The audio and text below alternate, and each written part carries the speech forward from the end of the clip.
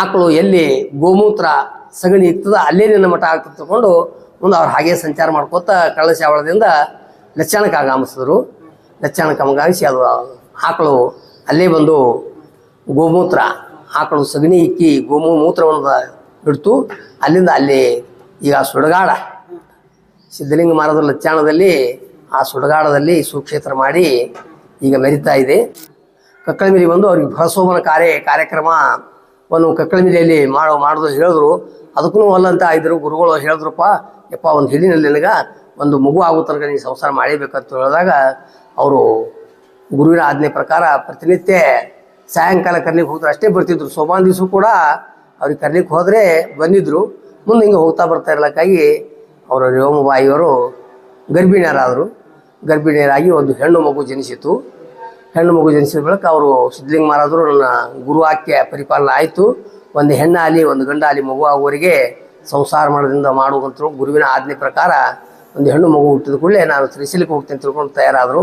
ಆದ್ರೆ ರೇವಮ್ಮವರು ನಾನು ಬರ್ತೀನಿ ನಿಮ್ಮ ಸಂಗಟ ತಿಳ್ಕೊಂಡು, ಇಲ್ಲ ಕೂಸು ಸ್ಥಳದಿದ್ದರು ನಾನು ಬರ್ತೀನಿ, ನಾನು ಪಾದಯಾತ್ರೆ ಮಾಡೋವಿದ್ದೀನಿ, ನಾನು ಹಳ್ಳಿಗೆ 1 ಮುಕ್ಕಾಮ ಪಟ್ಟಣಕ್ಕೆ 5 ಮುಕ್ಕಾಮ ಈ ರೀತಿಯಾಗಿ ಸಂಚಾರ ಮಾಡ್ಕೋತಾ ಹೋಗ್ತಾ ಇದ್ದೀನಿ ಅಂತ ಪಾದಯಾತ್ರೆ ಹೋಗಿದ್ದೀನಿ ಅಂತ ನಾನು ಬರ್ತೀನಿ ಅಂತ ತಿಳ್ಕೊಂಡು ಅವ್ರ ಸಂಗಟ ಸಿದ್ಧಲಿಂಗ ಮಹಾರಾಜರ ಸಂಗಟ ಅವರು ತಯಾರಾಗಿ ಇಲ್ಲಿ ಇಂಡಿ ತಾಲೂಕಿನ ಹೊರ್ತಿ ಅಂದರೆ ರೇವಣಸಿದ್ದೇಶ್ವರ ಗುಡಿಗೆ ಸಂಚಾರ ಮಾಡ್ಕೋತಾ ಪಾದಯಾತ್ರೆ ಮಾಡ್ಕೋತಾ ರೇವಣಸಿದ್ದೇಶ್ವರ ಗುಡಿಗೆ ಹೋದ್ರು. ಹೊರ್ತಿಯೊಳಗೆ ಅಲ್ಲಿ ಕೂಸಿಗೆ ಜ್ವರ ಬಂದು ಆರಾಮ್ ತಪ್ಪು ಕೂಡಲೇ ಅವ್ರು ಹೇಳಿದ್ರು, ನಾವಂತ ಕೂಸಿಗೆ ಆರಾಮಿಲ್ಲ, ಏನು ಮಾಡಬೇಕು, ಪಾರ್ವತಿಗೆ ಮಗುವಿನ ಹೆಸರು ಇಟ್ಟಿದ್ರು, ಪಾರ್ವತಿ ಅಂತ ಇಟ್ಟಿದ್ರು.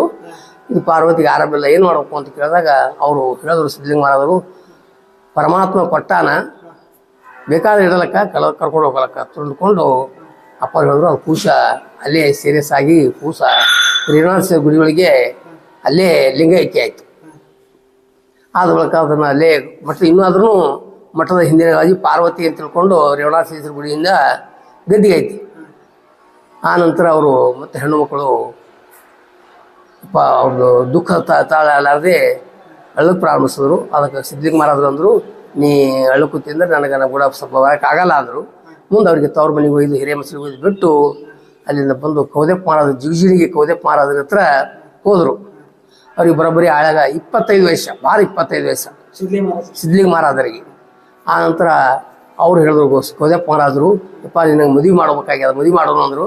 ಅದಕ್ಕೆ ನನ್ನ ಗುರುವಾಕ್ಯ ಪರಿಪಾಲನೆ ಆಗ್ಯದ್ರಿ, ನನ್ನ ಮದುವೆ ಆಗೈತಿ, ನನಗೆಲ್ಲ ಸಂಸಾರ ಸಾಕು, ನನಗೆ ಗುರು ಆಜ್ಞೆ ಪ್ರಕಾರ ನಾನೆಲ್ಲ ಮುಗಿಸಿದ್ದೀನಿ ಅಂತ ಹೇಳಿದ್ರು. ಆವಾಗ ಅವ್ರನ್ನ ಪರೀಕ್ಷೆ ಮಾಡೋ ಸಲುವಾಗಿ 16 ವರ್ಷದ ಹೆಣ್ಣು ಮಕ್ಕಳನ್ನು ಯುವತಿಯರನ್ನು ಕರೆದು, ನೀವು ಇವರಿಗೆ ದಿಗಂಬರಾಗಿ ಆ ಮಗ ಬಹದ್ದರದ ಬಂದಿದ್ದಾನೆ ತಿಳ್ಕೊಂಡು 2 ಗಂಟೆ ನೀರು ಕಾಸಿ ಅವ್ರಿಗೆ ಸ್ನಾನ ಮಾಡ್ಲಿಕ್ಕೆ ಆಜ್ಞೆ ಹೇಳಿದ್ರು. ಅವ್ರು ಹೆಣ್ಣು ಮಕ್ಕಳು ದಿಗಂಬರಾಗಿ ಅವರಿಗೆ ಸಿದ್ಧಲಿಂಗ ಮಹಾರಾಜರಿಗೂ ಆಜ್ಞೆ ಮಾಡಿದ್ರು, ನೀವು ದಿಗಂಬರಾಗಿ ಇವ್ರಿಗೆ ಎಣ್ಣೆ ಹಚ್ಚಿ ಮಗುವಿಗೆ ಯಾವ ರೀತಿ ಮಾಡ್ತೀರಿ ಆ ರೀತಿ ಎಣ್ಣೆ ಹಚ್ಚಿ ಮಾಲಿಶ್ ಮಾಡಿ ಇವರಿಗೆ ಸ್ನಾನ ಮಾಡಿಸ್ಬೇಕು ಅಂತ ತಿಳ್ಕೊಂಡು ಹೇಳಿದ್ರು. ಅದೇ ಪ್ರಕಾರವಾಗಿ ಸಿದ್ಧಲಿಂಗ ಮಹಾರಾಜರು ಕೂಡ ದಿಗಂಬರಾಗಿ ಅಲ್ಲಿ ಜಿಗಜಿಣಿ ಕೌದಪ್ಪ ಮಹಾರಾಜರ ಮಠದಲ್ಲಿ ಸ್ನಾನ ಮಾಡ್ತಾಯಿದ್ರು. ಸ್ನಾನ ಮಾಡೋ ಟೈಮ್ದಾಗ ಅವ್ರು ಕೌದಪ್ಪ ಮಹಾರಾಜರು ಆ ಬಾತ್ರೂಮಿಗೆ ಜಳಕದ ಕೋಣೆಗೆ ಒಂದು ಸಣ್ಣ ಕಿಂಡಿ ಇತ್ತು, ಅದು ನೋಡ್ತಾ ಇದ್ರು. ಇವರು ಕೂಸಾಗಿ ಅಲ್ಲಿ ಯಾವುದೇ ಇಂದ್ರಿಯ ಅಲ್ಲದೆ ಆರಾಮಾಗಿ ಜಳಕ ಮಾಡಿ ಜಳಕ ಆಯಿತು. ಸ್ನಾನ ಮಾಡಿದ್ರು, ಎಣ್ಣೆ ಹಚ್ಚಿ ಮಾಲಿಶ್ ಮಾಡಿ ಅವರಿಗೆಲ್ಲ ತೆಕ್ಕಿ ಮಗುವಿಗೆ ಹಂಗೆ ಹೇಳ್ತಾರೆ ಆ ಟೈತಿ ತೊಡೆ ಮೇಲೆ ತೊಗೊಂಡು ಸ್ನಾನ ಮಾಡಿಸಿ ಬಿಟ್ಟರು. ಅಲ್ಲಿ ಇವ್ರು ಬಟ್ಟೆ ಹಾಕ್ಕೊಂಡು ಬಂದು ಹೊರಗೆ ಕೌದಪ್ಪ ಮಹಾರಾಜರಿಗೆ ನಮಸ್ಕಾರ ಮಾಡಿದ್ರು. ಅವರು ಕೌದಪ್ಪ ಮಹಾರಾಜರು, ಯಪ್ಪ ನನ್ನ ಕೀರ್ತಿ ಇಲ್ಲೇ ಕೌದೆಗೆ ಬರುತ್ತದೆ, ನಿನ್ನ ಕೀರ್ತಿ ಸೂರ್ಯಚಂದ್ರರವರೆಗೆ ಬೆಳಗುತ್ತದೆ ಅಂತ ತಿಳ್ಕೊಂಡು ಕೌದಪ್ಪ ಮಹಾರಾಜರು ಹೇಳಿದ್ರು. ಅದೇ ಪ್ರಕಾರ ಅವರು ಮತ್ತೆ ಶ್ರೀಶೈಲಕ್ಕೆ ಹೋಗಲಿಕ್ಕೆ ತಯಾರಾದರು. ಆವಾಗ 6 ರೊಟ್ಟಿಯನ್ನು ಜಿಗಜಿಣಿ ಕೌದಪ್ಪ ಮಹಾರಾಜರು 6 ರೊಟ್ಟಿಯನ್ನು ಕಟ್ಟಿದ್ರು. ಮುಂದೆ ಆ ರೀತಿ ತೆಗೆದುಕೊಂಡು 6 ರೊಟ್ಟಿಯನ್ನು 6 ತಿಂಗಳವರೆಗೆ ಸಿದ್ಧಲಿಂಗ ಮಹಾರಾಜರು 6 ರೊಟ್ಟಿ 6 ತಿಂಗಳವರೆಗೆ ಊಟ ಮಾಡ್ತಿದ್ರಂತೆ. 6 ರೊಟ್ಟಿ 6 ತಿಂಗಳು ಮಾಡಿದ್ದಾರೆ. ಮುಂದೆ ಅಲ್ಲಿ ತಿಂದ್ರೆ ಗಿಡ ತಪ್ಪಲೆ ತಿನ್ನೋದು, ಹಣ್ಣು ತಿನ್ನೋದು. ಒಂದು ಹಣ್ಣು ತಿಂದ್ರೆ ಅದು ಶ್ರೀಶೈಲದಿಂದ ಕಮರಿ ಮಠಕ್ಕೆ ಪೂರ್ವಕ ಭೂಮಾರ್ಗ ಐತಿ. ಅಲ್ಲಿ ಹೋಗೋ ಅರಣ್ಯದೊಳಗೆ ಕಾಡ ಪ್ರಾಣಿಗಳು, ಹುಲಿ, ಸಿಂಹ, ಚಿರತೆ ಇವೆಲ್ಲ ದಾಟುತ್ತಾ ಅಲ್ಲಿ ಒಂದು ಹಣ್ಣು ತಿಂದರೆ 8 ದಿನ ಹಸು ಆಗ್ತಿಲ್ಲಂತ. ತಿಂದರೆ ಹಸು ಆದ್ರೆ ಗಿಡ ತಪ್ಪಲೆ ತಿನ್ನಬೇಕು, ಹಣ್ಣು ತಿನ್ನಬೇಕು. ಈ ರೀತಿ 6 ತಿಂಗಳವಾಗಿ ಉಗ್ರ ತಪಸ್ಸೆಯನ್ನು ಮಾಡಿದ್ರು. ಅಲ್ಲಿ ಹೋಗೋ ಟೈಮ್ದಾಗ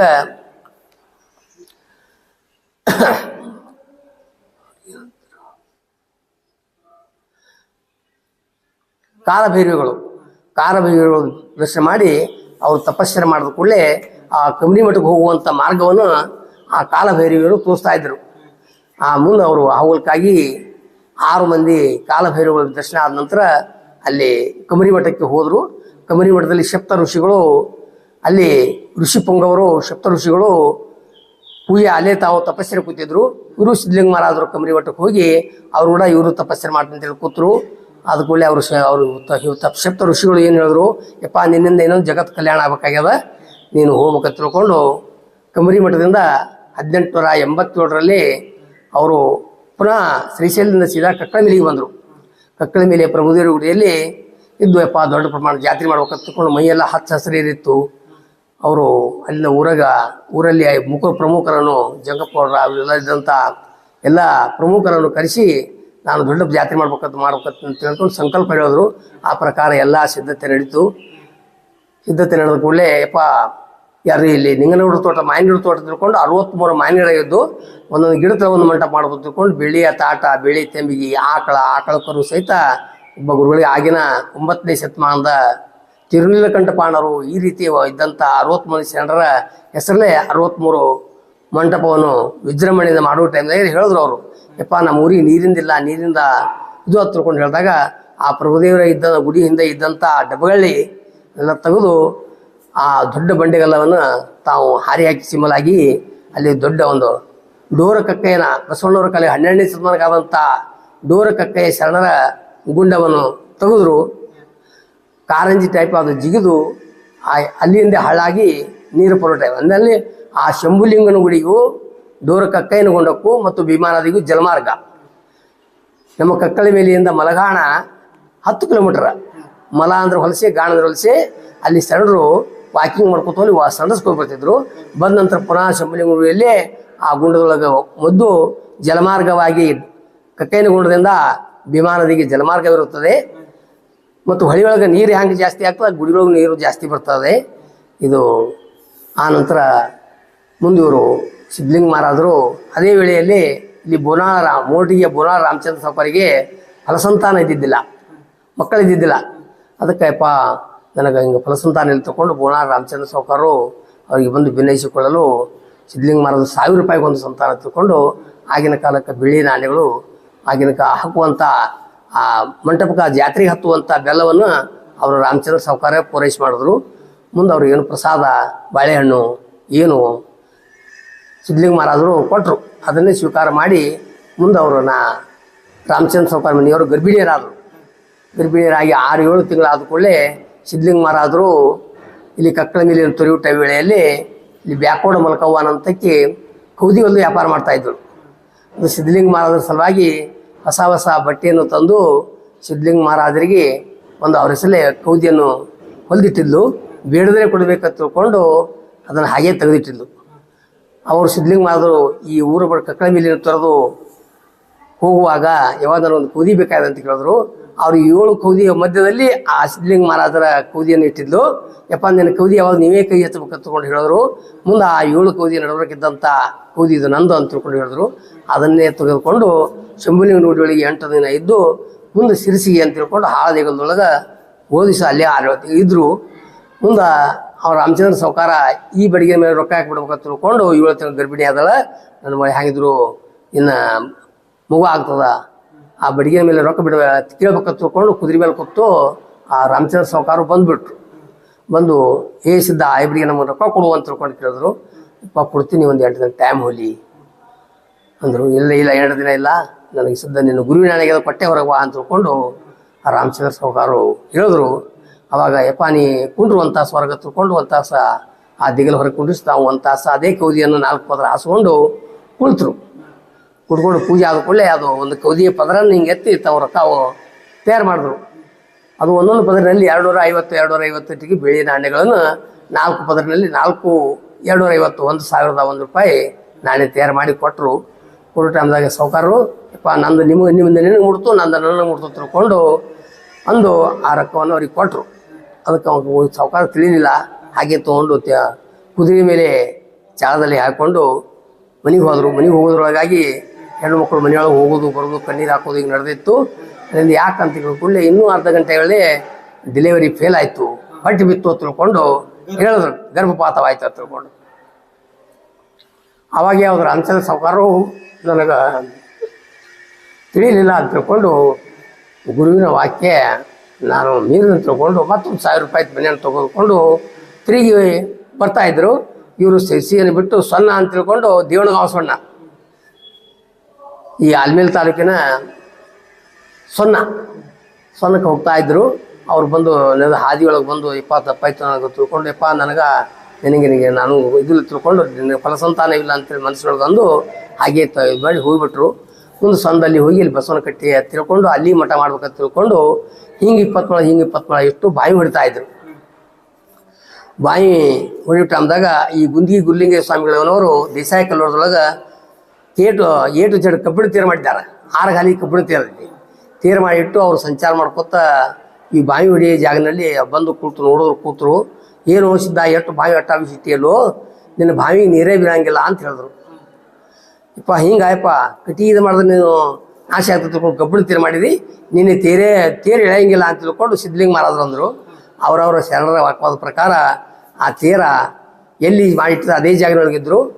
ಮುಂದೆ 2ನೇ ಅವತಾರ ಸಿದ್ದರಾಮೇಶ್ವರರು, ಹಿರಿಯ ಸಿದ್ದರಾಮೇಶ್ವರರು ಬಂದು ಆ ತೇರನ್ನು ಈಗ ಎಳೆಯಲಾಗಿದೆ. ಅಲ್ಲಿಂದ ಅವರು ನೀರು ಬೀಳೋದು ತಿಳ್ಕೊಂಡು ಅಲ್ಲಿ ಈಗಾಗಲೇ ಆ ಬಸವನಕಟ್ಟೆಯಲ್ಲಿ ಸಿದ್ಧಲಿಂಗ ಮಹಾರಾಜರು ಬಿಟ್ಟಿದ್ದಾರೆ. ಅಲ್ಲಿ ಒಂದು ಬೇವಿನ ಗಿಡ ಇದ್ದ, ಆ ಬೇವಿನ ಗಿಡದ ಆ ಟೊಂಗೆ ಆ ಬಾಯಿ ಹಿಡಿದ ಕಟ್ಟಿ ಬಾಗಿ ಅದ, ಉಳಿದಿದ್ದೆಲ್ಲ ಈ ಕಡೆ ಎಲ್ಲ ಕೈ ಅದಾವ. ಅದೊಂದೇ ಟೊಂಗೆ ರುಚಿ ಅದಾವ, ತಪ್ಪಲ್ಲ ಬಡ್ಡಿ ಎಲ್ಲ ಅದನ್ನ ಟೊಂಗೆ ಏನದಲ್ಲ ಅದು ಬಾಗಿದ ಟೊಂಗೆ ಇನ್ನೂ ಆದರೂ ಹೋಗಿ ನೋಡ್ಬೋದು. ಅಲ್ಲಿಂದ ಆಗಿನ ಕಾಲಕ್ಕೆ ಅವರೆಲ್ಲ ಅವ್ರಿಗೆ 16,000 ₹16,000 ಇದ್ದು ಅವ್ರ ಹತ್ರ ಎಲ್ಲಕ್ಕಾಗಿ. ಆಗಿ ನಮ್ಮ ಅಫ್ಜಲ್ಪುರ ತಾಲೂಕದು ಆ ಮೊಗಲಾಯಿ ಎಲ್ಲ ಪೊಲೀಸರು ಕರೆಸಿ ಅವರೆಲ್ಲ ಗುದ್ಲಿ ಸನಿಕಿ ಹಿಂಗೆಲ್ಲ ಕಳು ಮಾಡೋದು ಅದನ್ನು ಮಾಡಿದ್ರು. ಆ ರೀತಿ ಇಲ್ಲಿ ಇದಾಗಲು ತಿಳ್ಕೊಂಡು ಸಣ್ಣದಿಂದ ಕಳಶಾವಳಕ್ಕೆ ಹೋದರು. ಕಳಶಾವಳಕ್ಕೆ ಹೋಗಿ ಅಲ್ಲಿ ಮಠ ಮಾಡ್ಬೇಕಂತ ತಿಳ್ಕೊಂಡು ಶಾವಳ ಸಿದ್ಧ ಅಂತ ತಿಳ್ಕೊಂಡು ಆ ದರ್ಶನ ಹೋಗಿ ಶಾವಳ ಸಿದ್ಧನಲ್ಲಿ ಅಲ್ಲಿ ಇದ್ರದಾಗ ಅಲ್ಲಿ 7 ಮಧ್ಯದಲ್ಲಿ ಇರೋದು. ನಾವದಗಿ, ನಾಗೂನ್ಸ್ವರ, ಹೊಸೂರ, ಗೌಡಗಾಂವ, ಶಾವಳ ಈ ರೀತಿಯಾಗಿ 7 ಊರ ಮಧ್ಯದಲ್ಲಿ ಆ ಗ್ರಾಮ ಕಳ್ಳಶಾವಳ ಇತ್ತು. ಇವರು ಪ್ರತಿನಿತ್ಯ 7 ಮಂದಿ ಕಳ್ಳರು ಪ್ರತಿನಿತ್ಯ ಬಂದು ಸಿದ್ಧಲಿಂಗ ಮಹಾರಾಜಲ್ಲಿ ಬಂದು ದಾಸೋಹದಲ್ಲಿ ಊಟ ಮಾಡಿ ತಾವು ತಿರುಗಿ ಹೋಗುವ ವೇಳೆಯಲ್ಲಿ ಕಳ್ಳತನ ಮಾಡ್ಕೋತ ಜೋಳ, ಗೋಧಿ, ಕಡ್ಲಿ, ಕುಸಿಬಿ ಕಳ್ಳತನ ಮಾಡ್ತಾ ಹೋಗ್ತಾ ಇದ್ರು. ಇವರು ಸಿದ್ಧಲಿಂಗ ಮಹಾರಾಜರು ಇವತ್ತು ಇವರು ಹೊರಗೆ ಹೋಗಿದ್ರಿ, ನಿಂದು 8 ಮನ, ನಿಂದು 4 ಮನ, ನಿಂದು 3 ಮನ ಈ ರೀತಿ ಹೇಳ್ತಾ ಇದ್ರು. ಹೇಳಿದ ಕೂಡಲೇ ಆ ಕಳ್ಳರು ಏನಂದ್ರು, ಇವ ನಮ್ಮ ಮುಂದೆ ಹೇಳೋದು ಚಲೋ ಅದ, ನಾವು ಹೊಲ್ದು ಮಾಲಕ್ಕೆ ಮುಂದಿದ್ರೆ ನಮ್ಗತಿ ತಿಳ್ಕೊಂಡು ಇವರನ್ನ ಊರು ಬಿಡಿಸ್ಬೇಕು ಅಂತ ತಿಳ್ಕೊಂಡು ಒಂದು ಕಲ್ಲು ಗುಂತಿ ಹಾಕಿ ಒಂದು ದಿವಸ ಬಂದು ಪ್ರಸಾದ ಪ್ರತಿನಿತ್ಯ ಬರಂಗೆ ಬಂದು ಪ್ರಸಾದ ತೊಗೊಂಡು ಸಿದ್ಧಪತ್ರಿಯನ್ನು ಸೇದಿ ಹೋಗುವಳೆಯಲ್ಲೇ ಆ ಕಲ್ಲಿನ ಗುಂತಿಗೆ ನಿಂತು ಕಲ್ಲು ಬಿಸಿಲು ಶುರು ಮಾಡಿದ್ರು. ಆಗ ಸಿದ್ಧಲಿಂಗ ಮಹಾರಾಜರು ಗುರು ಶಂಕರಾಚಾರ್ಯರ ಬೆನ್ನಿಂದ ಪರಕಾಯ ಪ್ರವೇಶ ಮಾಡಿದವರು ಸಿದ್ಧಲಿಂಗ ಮಹಾರಾಜರೇ. ಇನ್ನು ಪರಕಾಯ ಪ್ರವೇಶ ಮಾಡಿ ಹುಲಿಯಾಗಿ ಆ ಗುಡಿಸಲ ಹೊರಗೆ ಬಂದು ವ್ಯಾಘ್ರ ರೂಪವನ್ನು ತಾಳಿ ಗುಡಿಗೆ ಹೊಡೆದ್ರು. ಹೊಡೆದ್ರಲ್ಲಿ ಒಮ್ಮೆ ಏನು ಅವ್ರು 7 ಮಂದಿ ಕಳ್ಳರು ನೋಡಿ ಮನೆಗೆ ಹೋದವರು ಅಂಜಿ 8 ದಿವಸ ಅವ್ರು ಉರಿ ಚಳಿ ಬಂದು ಮಲ್ಕೊಂಡ್ಬಿಟ್ರು. ಅವ್ರು 8 ದಿನ ನಂತರ ಮತ್ತೆ ಬಂದು ಪುನಃ ಸಿದ್ಧಲಿಂಗ ಮಹಾರಾಜರಿಗೆ ನಮಸ್ಕಾರ ಮಾಡಿ, ತಪ್ಪಾಯಿತು, ನಾವು ಇವತ್ತಿಗೆ ಕಳ್ಳತನ ಬಿಟ್ಟೇವ ತಿಳ್ಕೊಂಡು ಅವರ ಪಾದ ಸಾಕ್ಷಿಯಾಗಿ ಹೇಳಿ ಆ 7 ಮಂದಿಗೆ ಉಪದೇಶವನ್ನು ಕೊಟ್ಟರು. 7 ಮಂದಿ ಉಪದೇಶ ಕೊಟ್ಟು ಅದರಲ್ಲಿ ಬಡಿಗೇರ ಮಲ್ಕಣ್ಣನವರಿಗೆ ಉಪದೇಶ ಕೊಟ್ಟಿದ್ದರಿಂದ ಅವ ಕಾಳಮ್ಮನಕ್ಕಿ ಅವರಿಗೆ ಒಂದು ಆಕಳು ಗೋವನ್ನು ಗುರು ಕಾಣಿಕೆಯಾಗಿ ಕೊಟ್ಟಳು. ಆ ಆಕಳು ತೆಗೆದುಕೊಂಡು ಅವರು ಮೊದಲೇ ಶಂಕರಲಿಂಗ ಮಹಾರಾಜರು ಹೇಳಿದರು, ಆಕಳು ಎಲ್ಲಿ ಗೋಮೂತ್ರ ಸಗಣಿ ಇರ್ತದ ಅಲ್ಲೇ ನಿನ್ನ ಮಠ ಆಗ್ತದೆ ತಿಳ್ಕೊಂಡು ಮುಂದೆ ಅವ್ರು ಹಾಗೆ ಸಂಚಾರ ಮಾಡ್ಕೋತ ಕಳ್ಳಶಾವಳದಿಂದ ಲಚ್ಚಾಣಕ್ಕೆ ಆಗಮಿಸಿದ್ರು. ಲಚ್ಚಾಣಕ್ಕೆ ಆಗಮಿಸಿ ಅದು ಆಕಳು ಅಲ್ಲೇ ಬಂದು ಗೋಮೂತ್ರ ಆಕಳು ಸಗಣಿ ಇಕ್ಕಿ ಮೂತ್ರವನ್ನು ಬಿಡ್ತು. ಅಲ್ಲಿಂದ ಅಲ್ಲಿ ಈಗ ಸುಡಗಾಡ ಸಿದ್ಧಲಿಂಗ ಮಹಾರಾಜರ ಲಚ್ಚಾಣದಲ್ಲಿ ಆ ಸುಡಗಾಡದಲ್ಲಿ ಸುಕ್ಷೇತ್ರ ಮಾಡಿ ಈಗ ಮೆರಿತಾ ಇದೆ.